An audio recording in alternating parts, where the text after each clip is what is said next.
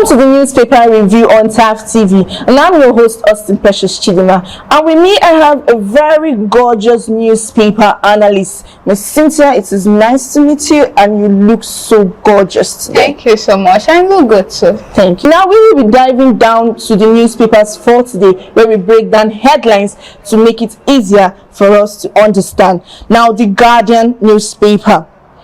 PDP throws 2027 presidential candidates open to all regions. Now you can see that in page 4 of the Guardian newspaper.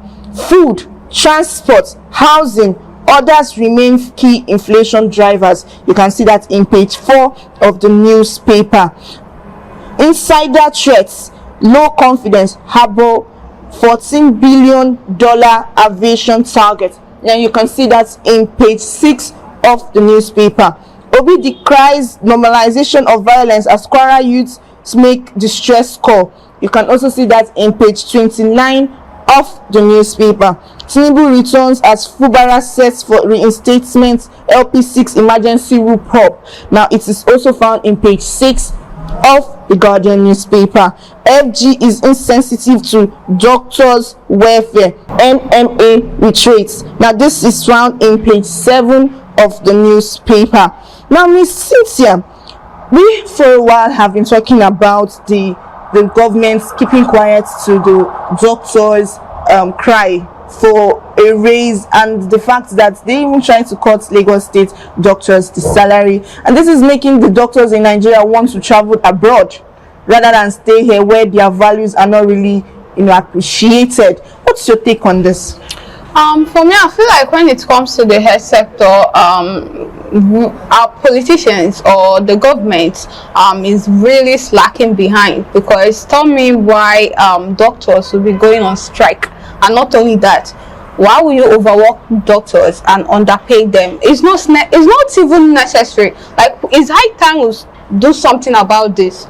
Health sector, education sector, and agricultural sector should be the most important thing in this country. But it's so bad that we don't even want to talk about it. Let me tell you the truth. If you have experienced how bad the healthcare system is, anytime you hear a discussion about the health sector, you will love to put contribution. You will love to contribute and say something. It's high time we stand together, put our heads together, and let this government know that health sector should be very important. People die every day in this country, and they'll be like, it's your time to go. No, as long as it's in this country, Nigeria, it is not your time to go. It's because of the lack of facilities. And how can you be underpaying doctors? If you're underpaying them, how would they feed their families? How would they also eat? How would they be happy serving the patients? Patients die. It's only in Nigerian hospital that ordinary glove you will have to pay for it. Nurses will just won't even be happy rendering you service because they're not paid. And the fact that it's supposed to be one doctor to 600 patients, but now a doctor to 10,000 patients, where they don't even give the patients the time, the care, and the attention, due to the fact that they are overworked and less paid. And sometimes most of these doctors, they are mothers and fathers to younger ones, which they are supposed to have, even if it's one day off, to take care of their own family. But because they are overworked and they have to work from Mondays to Sundays, in and out, even to the fact that most of them collapse due to overstress, their mental health is not even put in place, and then they are now crying out to the government, and the government is still keeping quiet, and they want to reduce their salary. Can you imagine? Exactly. So I hope that the government puts into consideration the doctors, because without them, the health sector is not going to work. Health is wealth, please. Because the health sector won't work. Life is one thing. The fact that the doctors are the God-sent angels helping us to stay alive in this country, even with the entire things that are happening in Nigeria, I think they need a raise. They need an applaud sometimes. Exactly. The next newspaper we have Vanguard.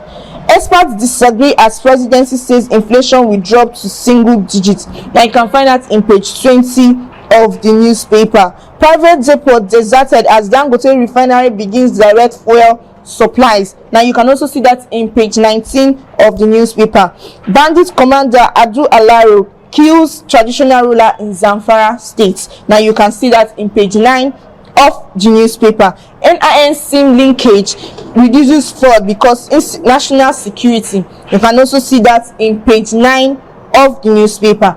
Rivers State hopes mixed views as emergency ends tomorrow. Now you can see that in page 5 of the newspaper.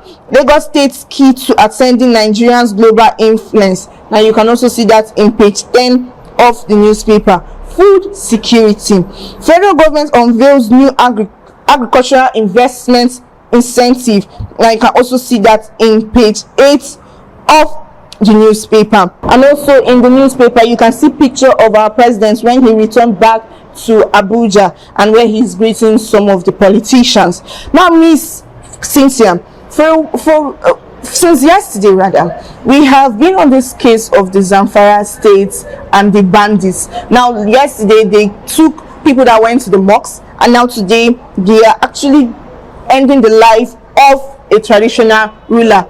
They keep making statements trying to get the attention of the governor of Zamfara state, and he keeps keeping quiet, trying to get I feel like he's trying to make more plans on how to end these bandits, and his silence to their request makes them feel threatened, and that's why they keep making statements. So what's your take on this?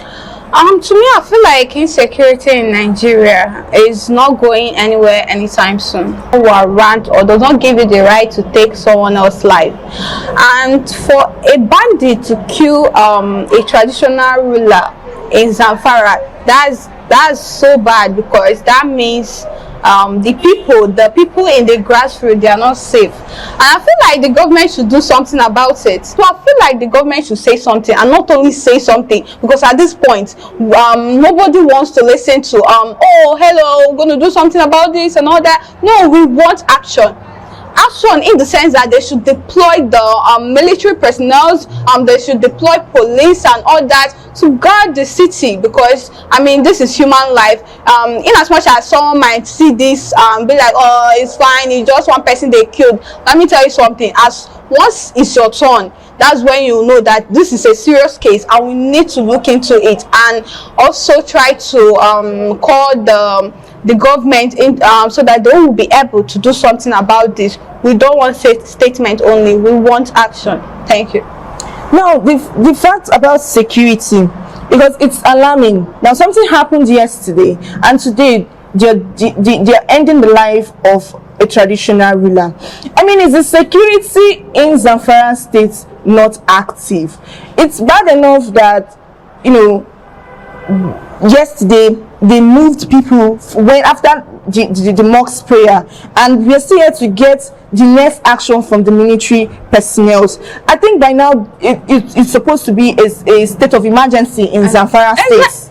Let me tell you something. I feel like this state, Zamfara, needs this state of emergency. We believe that at some point the governor of Zamfara state is going to make a statement on this, but until then we just believe that and hope that the city's local members of the Zamfara state are safe, because the rate at which these bandits are going, they are taking things too far.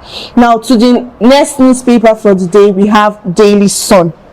Nigerians won't accept insecurity as destiny, Obi warns. Now you can actually see that in page 6 of the newspaper. Rivers State, all set for Fubara's return. Now it is also found in page 26 of the newspaper. Economy, CBN warns Nigeria. Now you can also see that in page 25 of the newspaper. Air Peace creates 1,000 jobs for fresh graduates through graduate trainee program. Now it is also found in page 29 of the newspaper.